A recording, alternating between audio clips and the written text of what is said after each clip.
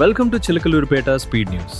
ఉదయం పసుమర్రు వద్ద హైదరాబాద్ వాహనం టైర్ పగిలి పల్టీలు కొట్టిన ఘటన మరవకముందే మళ్లీ మరో ప్రమాదం జరగడం గమనార్హం.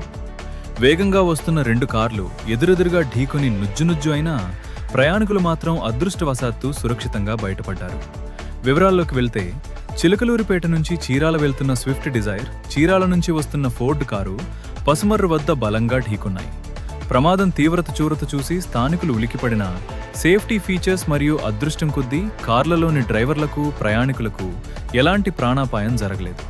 కేవలం చిన్న మైనర్ గాయాలతో బయటపడ్డారు. అయితే ఈ రెండు ఘటనల్లోనూ ఎవరికీ ఏమీ కాకపోవడం సంతోషించదగ్గ విషయం.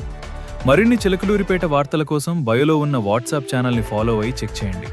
ధన్యవాదాలు. చిలకలూరిపేట ప్రజలకు మీరు లోన్ కోసం చూస్తున్నారా?